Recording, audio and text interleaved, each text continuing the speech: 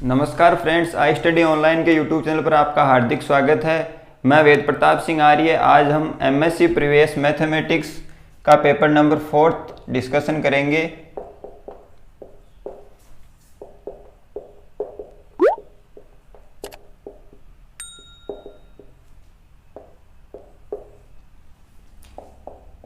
Paper number 4 है आपका differential geometry and tensor analysis.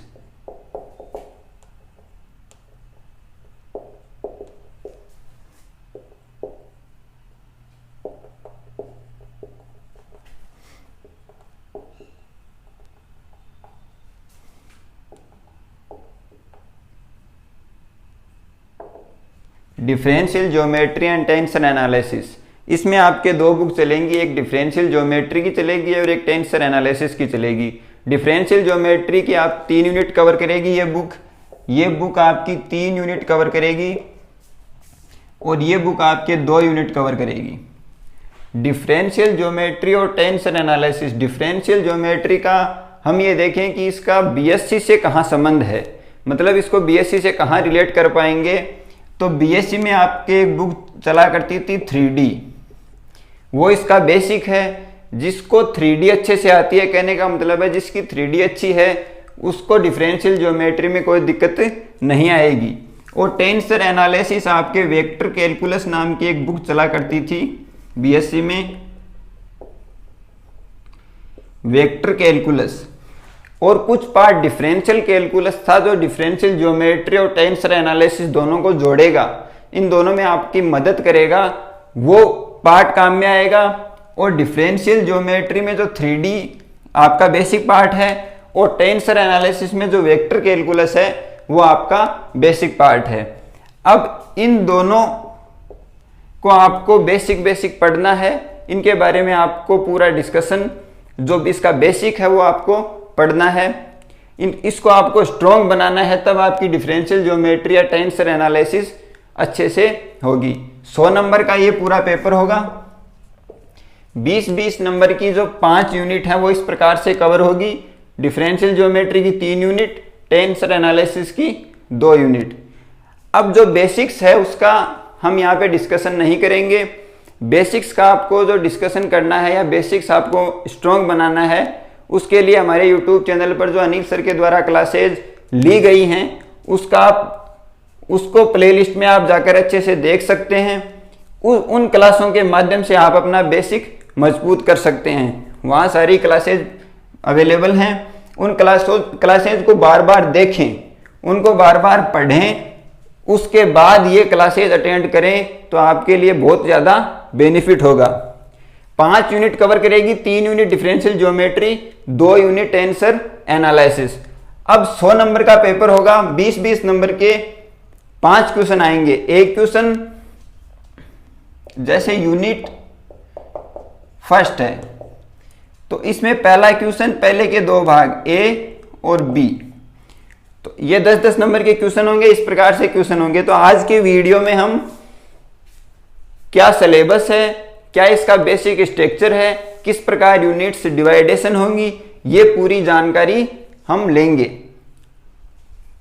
तो देखते हैं कि यूनिट्स किस प्रकार डिवाइड हैं, क्या इनके बेसिक्स फंडामेंटल हैं और कौन कौन से चैप्टर हमको पढ़ने हैं। यूनिट फर्स्ट यूनिट है जो डिफरेंशियल ज्योमेट्री से संबंधित है। शुरू की जो 3 यूनिट है वो डिफरेंशियल ज्योमेट्री से संबंधित है। आगे की 2 यूनिट है वो टेंसर एनालिसिस से संबंधित है। पहली यूनिट है कर्वेज इन स्पेस, दूसरी यूनिट है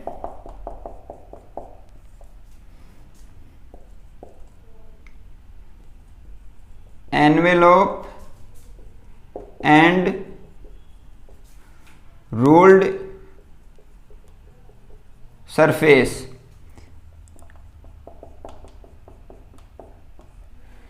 तीसरी यूनिट है कर्वेज ऑन सरफेस। पहली यूनिट है कर्वेज इन स्पेस, दूसरी यूनिट है एनवेलोप एंड रूल्ड सरफेस, और तीसरी यूनिट है कर्वेज इन सरफेस।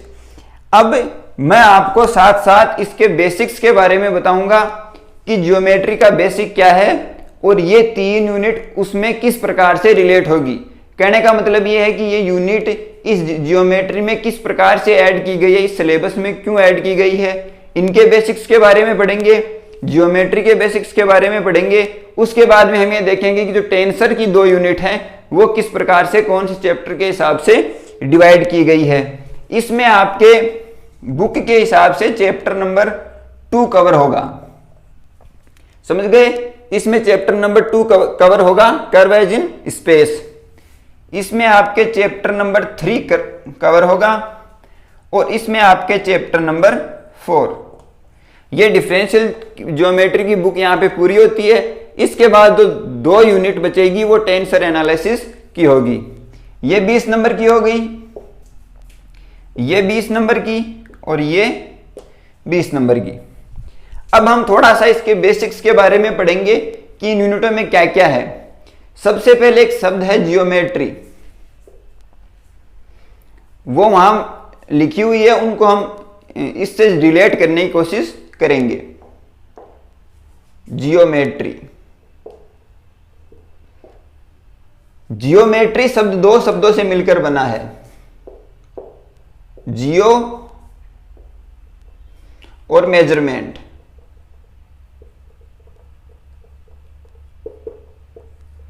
जियो शब्द और मेजरमेंट। जियो शब्द है वो अर्थ से रिलेटेड है। जियो शब्द किससे रिलेटेड है?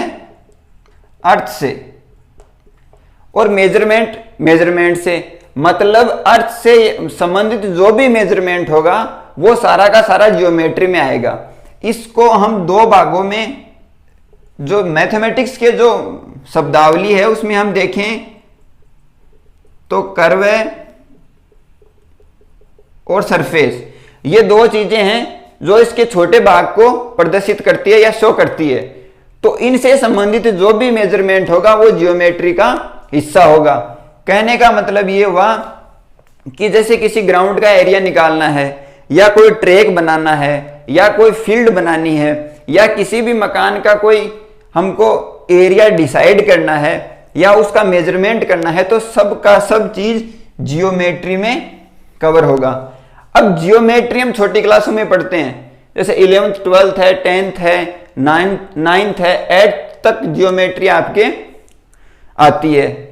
इसके बाद जियोमेट्री के कुछ पार्ट स्टार्ट हो जाते हैं, जैसे जियोमेट्री डिफरेंशियल जियोमेट्री हो गई, 3D से संबंधित जो जियोमेट्री हो गई, 2D की अलग जियोमेट्री हो गई, या वेक्टर से संबंधित जो जियोमेट्री हो गई, या कैलकुलस से संबंधित जो जियोमेट्री हो गई, वो सारी की सारी जियोमेट्री आगे की क्लासों में, मतलब कॉलेज की क्लासों में स्टार्ट हो जाती है। अब जो अपने जियोमेट्री है वो है डिफरेंशियल जियोमेट्री। अब वो जियोमेट्री का कौन सा हिस्सा है? डिफरेंशियल ज्योमेट्री जो है वो है ज्योमेट्री की branch. Differential geometry is the card of geometry's branch, यानी कि डिफरेंशियल ज्योमेट्री, इसको शॉर्ट में बोलते हैं DG. DG is called the branch of geometry, या DG is called of part of geometry, यानी कि ज्योमेट्री का हिस्सा है डिफरेंशियल ज्योमेट्री, या ज्योमेट्री की शाखा है डिफरेंशियल ज्योमेट्री। डिफरेंशियल का संबंध है वो अंतर से है। हिंदी में हम देखें तो डिफरेंशियल का संबंध किससे है? अंतर से। एमएससी सारी की सारी इंग्लिश मीडियम में है, इंग्लिश मीडियम में चलेगी, सब कुछ इंग्लिश मीडियम में पढ़ना है, लेकिन समझना हमको हिंदी में है, जिससे आपको बीएससी से रिलेट होते हुए चलना है, चीजें आसानी से समझ में आएंगी। जो सारे नोट्स हैं वो अंग्रेजी में बनाने हैं, और नोट्स से मैं आपको बता दूं कि सारे के सारे नोट्स हमने आपको प्रोवाइड करवा रखे हैं। आप डिस्क्रिप्शन में जाएं, वहां से नोट्स अवेलेबल हैं, डाउनलोड करें, और वो सारे के सारे नोट्स हम जो पढ़ाते हैं उससे बिल्कुल हूबहू रिलेट करते हैं, तो आपको पढ़ने में कोई समस्या नहीं होगी। ना ये पेपर ज्यादा हार्ड है ना ये पेपर ज्यादा सरल है, लेकिन ये पेपर बहुत ही ज्यादा इंटरेस्टिंग है। तो हम यहां से देखो कि डिफरेंशियल का संबंध है अंतर से, और ज्योमेट्री का हम डिस्कशन कर चुके हैं कि कर्व या सरफेस से संबंधित जो भी मेजरमेंट है वो ज्योमेट्री में होगा। अब अंतर का मतलब ये हुआ कि जो भी इसमें जो इसके जो वैल्यूज हैं वो वेरी करेंगी, मतलब बदलेंगी, या जो कर्व या सरफेस है वो अपनी स्थितियां चेंज करेंगे, या उनके जो पार्टिकल हैं या उनके जो पॉइंट्स हैं वो बदलने की कोशिश करेंगे, या एक जगह से दूसरी जगह वो मूव करेंगे, तो वो सारा का सारा अध्ययन डिफरेंशियल ज्योमेट्री में होगा। जैसे मैं आपको बताऊं, ये कोई ट्रैक है, इस उदाहरण से मैं आपको समझाने की कोशिश करूंगा। ये ट्रैक है, ये दूरी 10 मीटर है, ठीक है। अब आगे की ये दूरी 11 है, ये 12 है, ये 13 है। इसकी स्थिति बदली, इस ट्रैक की स्थिति बदली, 10 से 11, 11 से 12 और 12 से 13। कहने का मतलब ये हुआ कि एक निश्चित अनुपात में या एक निश्चित अंतर में ये बढ़ रही है। नीचे से देखें तो एक निश्चित अंतर में ये घट रही है। तो इसमें हम डिफरेंशिएशन का यूज आसानी से कर सकते हैं। तो यहां जो भी डिस्कशन होगा या जो भी रिजल्ट्स निकाले जाएंगे वो इस प्रकार से या इस डिफरेंशियल ज्योमेट्री में आपके इंक्लूड होंगे। अब डिफरेंशियल ज्योमेट्री की जो परिभाषा के रूप में हम कहना चाहें तो किस प्रकार से कह सकते हैं कि कर्वेज एंड सरफेस की जो स्थिति है वो कंटिन्यूअसली वेरी करे, उस चीज का जो भी अध्ययन है या जो भी डिस्कशन है एंड इसका जो भी रिजल्ट निकाला जाएगा वो सारा का सारा डिफरेंशियल ज्योमेट्री में गिना जाएगा या डिफरेंशियल ज्योमेट्री में इंक्लूड होगा। कहने का मतलब यह हुआ कि इसकी जो डेफिनेशन है वो परीक्षा में नहीं पूछी जाएगी, लेकिन एक सब्जेक्ट के जो मीन है उसका आपको बेसिक नॉलेज होना चाहिए। तो डिफरेंशियल ज्योमेट्री का क्या मीन हुआ कि कर्व एंड सरफेस की जो स्थितियां हैं या जो उनकी पोजीशन है वो कंटिन्यूअसली मूव करे या वो कंटिन्यूअसली एक स्थान से दूसरे स्थान पर वेरी करें, तो उनका जो भी डिस्कशन है वो सारा का सारा डिफरेंशियल ज्योमेट्री में कवर होगा या डिफरेंशियल ज्योमेट्री में इंक्लूड होगा। अब इसके दो भाग हैं, उनके बारे में मैं आपको बता देता हूं।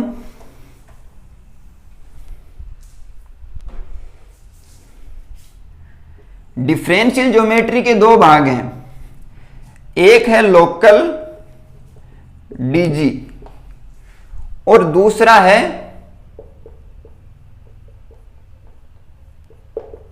Global DG. लोकल डीजी और ग्लोबल डीजी, ये सब चीजें मैं आपको इसलिए बता रहा हूं कि मैं आपको यह बताने की कोशिश कर रहा हूं कि आखिर एमएससी में जो सिलेबस दिया गया है उसको बीएससी से किस प्रकार रिलेट किया गया है और कौन सी चीज यहां पे इंक्लूड की गई है और कौन सी चीज अभी भी बची हुई है जो आप आगे पीएचडी में या नेट जेआरएफ में उसको पढ़ेंगे। अब लोकल डीजी में क्या होगा, फिर वही कर्व और सरफेस। देखो बार बार कर्व और सरफेस के नाम आ रहे हैं और इन यूनिटों में भी कर्व और सरफेस के नाम आ रहे हैं, तो आपको कुछ समझ आया होगा कि ये जो डिफरेंशियल ज्योमेट्री पूरी की पूरी कर्व और सरफेस पे है वो ही इन यूनिटों में है। कुछ कुछ समझ में आपको आ रहा होगा कि ये यूनिट्स हैं जो किस प्रकार ली गई हैं। अब देखिए लोकल डीजी, लोकल डीजी में आपके कर्व और सरफेस का अध्ययन होगा।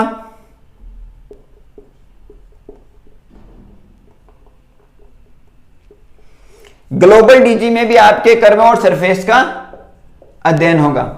अब कर्व और सरफेस के इसमें जो डिस्कशन होगा या इसमें जो कर्व और सरफेस की स्टडी होगी उसमें क्या होगा कि किसी पॉइंट, जैसे ये सरफेस है, इसमें आपको यहां पे किसी पॉइंट का रिजल्ट निकालना है या उसकी प्रॉपर्टीज ज्ञात करनी है, तो इसके पास एक स्मॉल पॉइंट लिया जाएगा, छोटा पॉइंट, उसके द्वारा या उसका स्टडी की जाएगी। या ऐसे मान लो कि इस पूरे सरफेस की आपको प्रॉपर्टीज ज्ञात करनी है, तो इस पूरे के पूरे सरफेस की प्रॉपर्टीज ज्ञात न करके एक छोटे से पार्टिकल की प्रॉपर्टीज यहां पे ज्ञात की जाएगी जो इस सरफेस से रिलेट करता हो या इस सरफेस में हो, इसकी प्रॉपर्टीज ज्ञात की जाएगी। फिर इसकी प्रॉपर्टीज को इस पूरे पे अप्लाई किया जाएगा। देन जो रिजल्ट आएगा, this is called is whole result, यानी कि इस छोटे से पार्टिकल का जो रिजल्ट होगा वो पूरा का पूरा इस सरफेस का रिजल्ट माना जाएगा या इस पूरे के पूरे सरफेस पे अप्लाई किया जाएगा। ये सारा का सारा जो डिस्कशन है या सारी की सारी जो स्टडी है वो इस लोकल डीजी में होगी। अब आपको ये ग्लोबल डीजी आसानी से समझ आ गया होगा कि इसमें जो अध्ययन होगा वो छोटा अध्ययन होगा, स्मॉल अध्ययन होगा या ऐसी स्टडी होगी जो एक छोटे से पॉइंट पे होगी।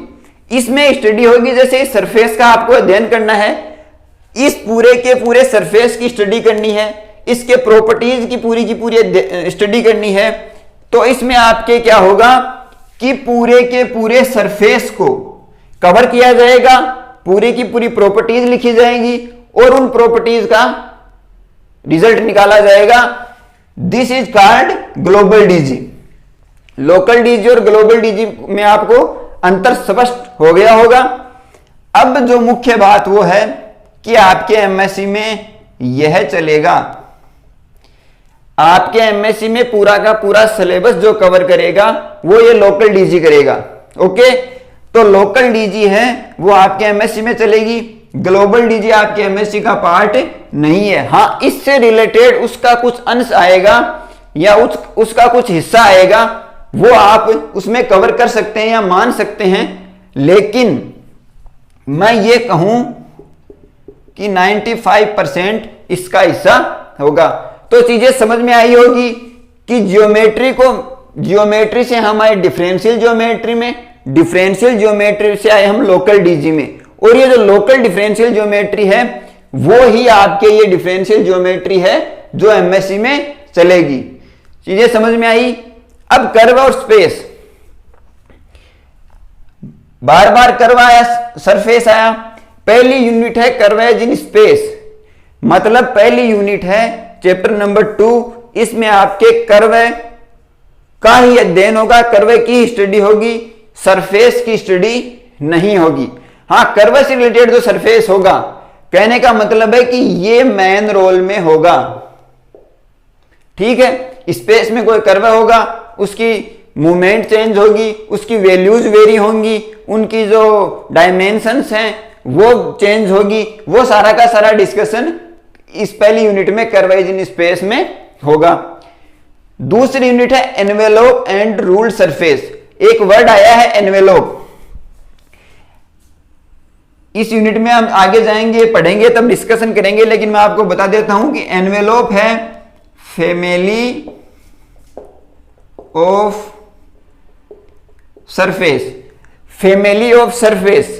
आगे है रूल्ड सरफेस, कहने का मतलब जो दूसरी यूनिट है चैप्टर नंबर 3 है बुक का, इसमें फैमिली ऑफ सरफेस या सरफेस की स्टडी होगी, मेन रोल सरफेस का ही होगा। ठीक है, जो तीसरी यूनिट है chapter number 4, curves on surface, surface की सतह पर या सरफेस से रिलेटेड कोई कर्व होगा, जो उस कर्व की हमको स्टडी करनी होगी। कहने का मतलब सरफेस मुख्य रोल में है, कर्वेस उसका हिस्सा है, इन दोनों की कंबाइंड फॉर्म ये तीसरी यूनिट बनाएगी। तो क्या समझ आया कि पहली यूनिट में ओनली फॉर कर्वेज का स्टडी होगी। हाँ, इससे रिलेटेड जो सरफेस होगा या जो थ्योरम्स होगी जिसमें सरफेस इंक्लूड है वो होगा, लेकिन मेन स्टडी कर्वेज की होगी। दूसरी जो यूनिट है इसमें ओनली फॉर सरफेस की स्टडी होगी। एनवेलोप है जो फैमिली ऑफ सरफेस है, मतलब बहुत सारे सरफेस है उसका हिस्सा है। तीसरी यूनिट है, इसमें कंबाइंड फॉर्म है, कर्व और सरफेस दोनों का एक साथ अध्ययन होगा। तो अब आपको आसानी से आपके एक इमेज बन गई होगी कि पहली यूनिट में कर्व का अध्ययन होगा, दूसरी में सरफेस का और तीसरी में दोनों का एक साथ।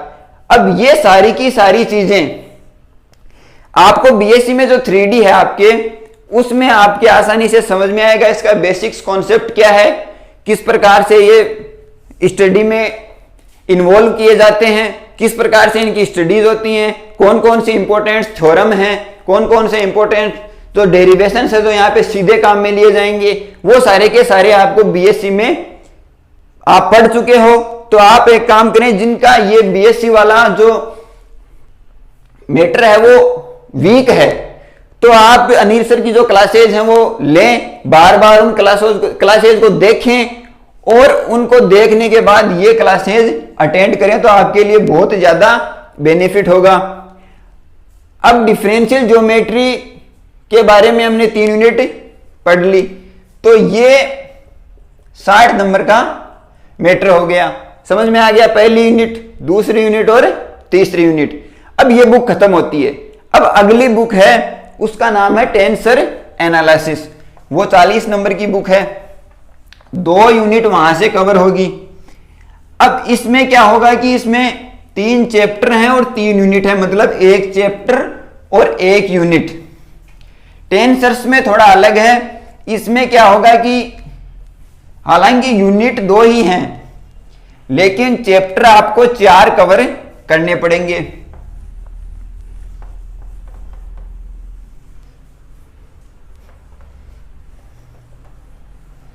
इसमें हम यूनिट देखते हैं, जैसे 3 यूनिट वहां पे कवर हो चुकी हैं, तो यहां पे आएगी unit number 4।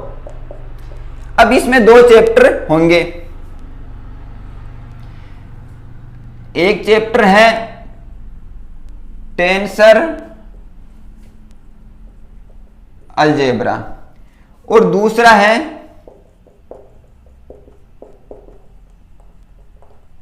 Matric tensor, unit number 5। इसमें एक चैप्टर है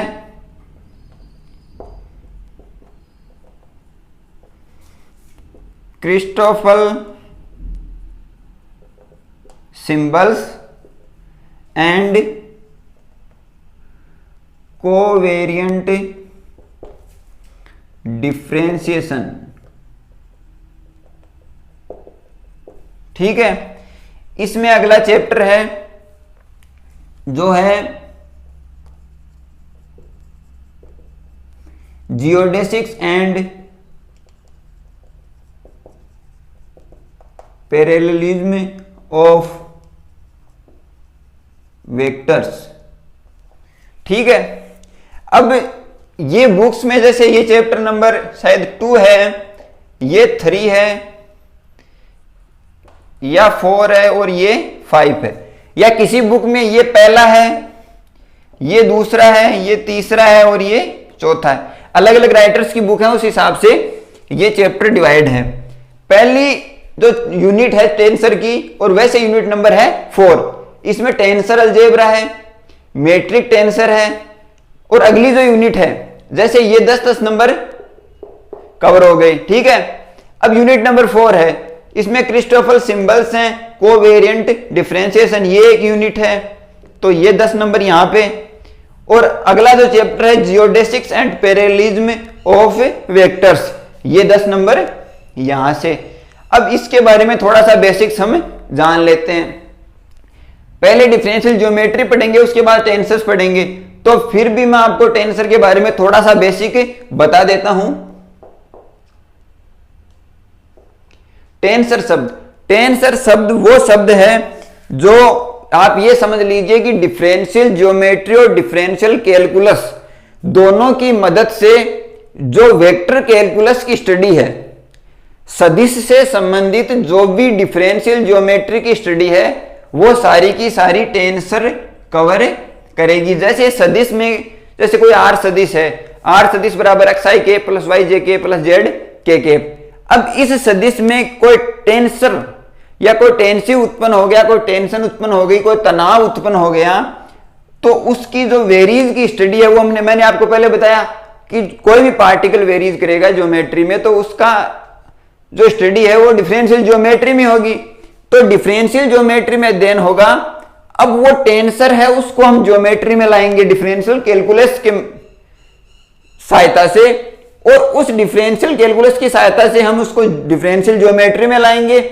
और डिफरेंशियल ज्योमेट्री की मदद से हम उसका एनालिसिस करेंगे, उसका रिजल्ट निकालेंगे, तो दिस इज कॉल्ड टेंसर।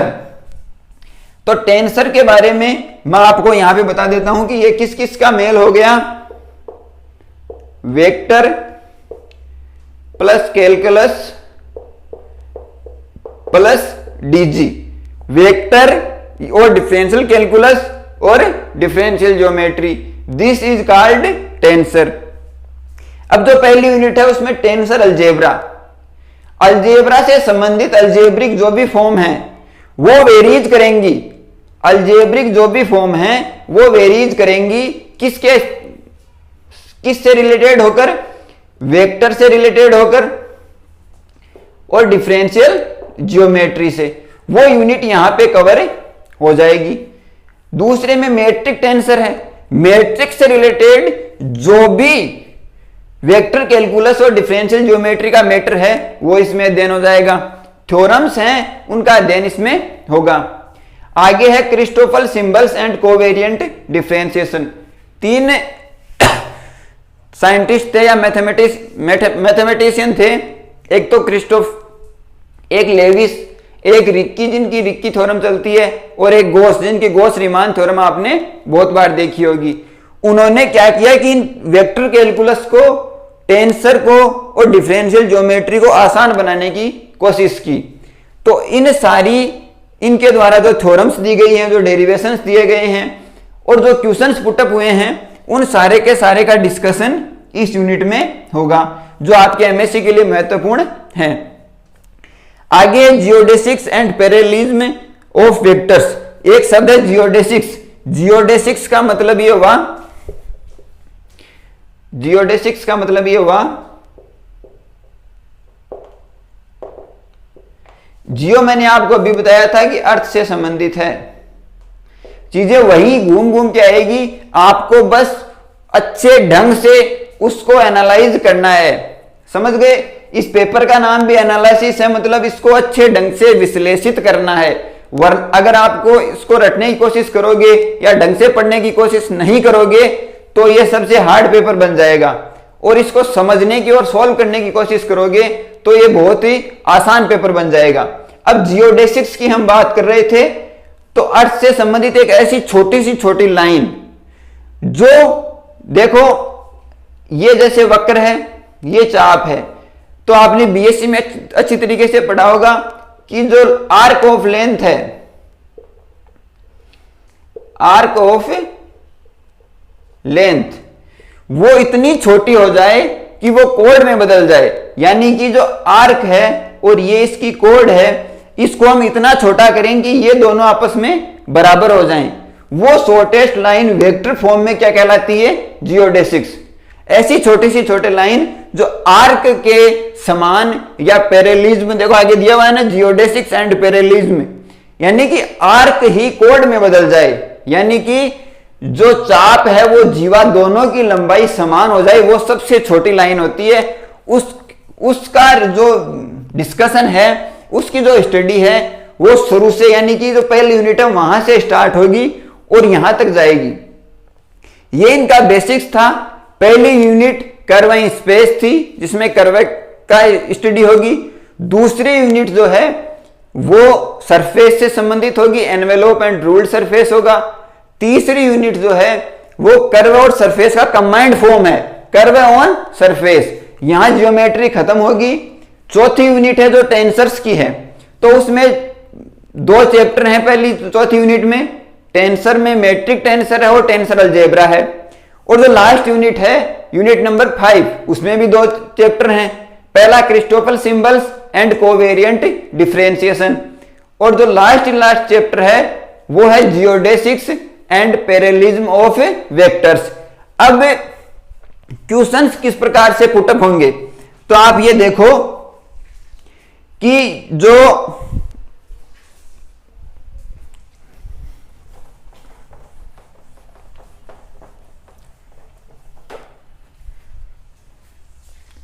जो पहली यूनिट है, दूसरी और तीसरी, ये ज्योमेट्री का पार्ट है, डिफरेंशियल ज्योमेट्री।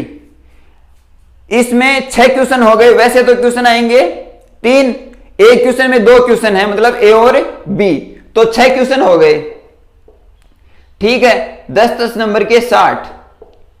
ठीक है, अब करना क्या है कि जो पहली यूनिट है इसमें एक डेरिवेशन आ गया, एक इस दूसरे डेरिवेशन पे बेस्ड क्वेश्चन आ गया। ठीक है, अब जो दूसरी यूनिट है उसमें भी ये सेम ही प्रोसेस काम करेगा।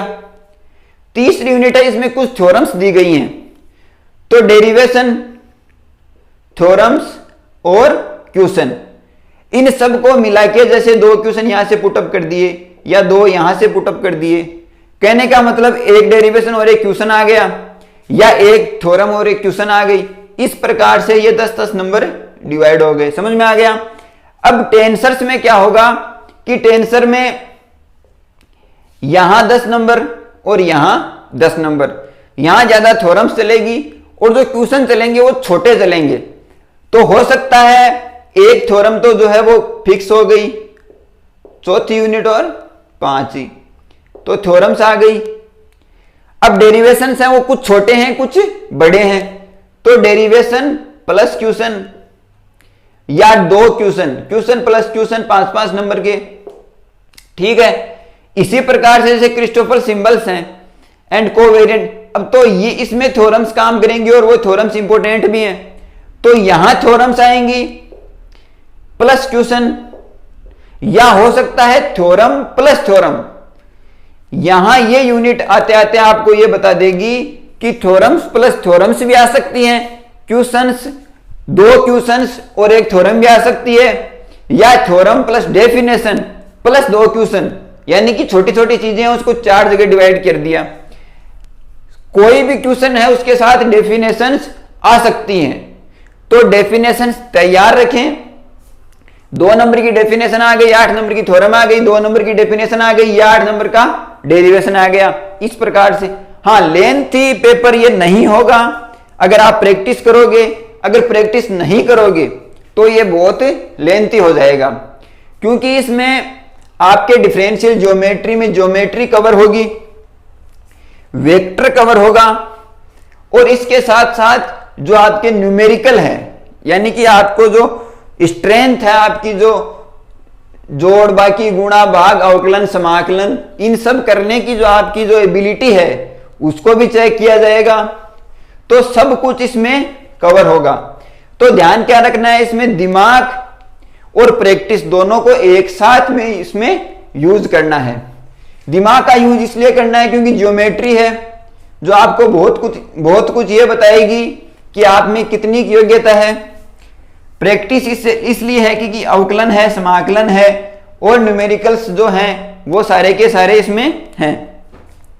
तो आपको क्या समझ आया कि डिफरेंशियल ज्योमेट्री की 3 यूनिट है, वो पहले हम डिफरेंशियल ज्योमेट्री की यूनिट पढ़ेंगे, उसके बाद टेंसर एनालिसिस की 2 यूनिट है, वो 4 चैप्टर में डिवाइड हैं, वो पढ़ेंगे। आप एक काम करें कि सबसे पहले नोट्स हैं वो अवेलेबल हैं, डिस्क्रिप्शन में जाएं, नोट्स को डाउनलोड करें, उनको पढ़ें। साथ साथ जो मेरी क्लासें स्टार्ट होंगी उन क्लासों के साथ साथ उनको पढ़ें। और जब तक अगली क्लास आए आप एक बार बीएससी के जो वीडियोज हैं, 3D के जो वीडियोज हैं और वेक्टर कैलकुलस के जो वीडियोज हैं, अब मैंने आपको बेसिक बता दिया कि किस प्रकार से क्या क्या इसमें आएगा। तो आप ये कोशिश करें कि कौन कौन से जो वीडियोज हैं वो हमको देखने चाहिए। फिर धीरे धीरे जिस प्रकार से आपको नीड होगी या जिस प्रकार से आपको जरूरत होगी उस हिसाब से आप वीडियोस देखते जाएं। कोशिश करें कि साथ साथ बीएससी वाले वीडियो देखें, साथ साथ जो ये एमएससी की जो क्लासेज हैं वो साथ साथ आप इनको देखें। तो इससे क्या होगा कि मोमेंटम बना रहेगा। और इस पेपर में 100 नंबर का पेपर है, इसमें आप 90 तक, एमएससी है 100 नंबर का पेपर है, 100 नंबर भी मैथ में आ सकते हैं, लेकिन मैं ये मान के चलता हूं कि 90 तक आप यहां से आसानी से कवर कर सकते हैं। अब आपको करना क्या है कि इसके बेसिक्स पढ़ने हैं, अगली जो क्लास है उसके लिए आपको तैयार रहना है।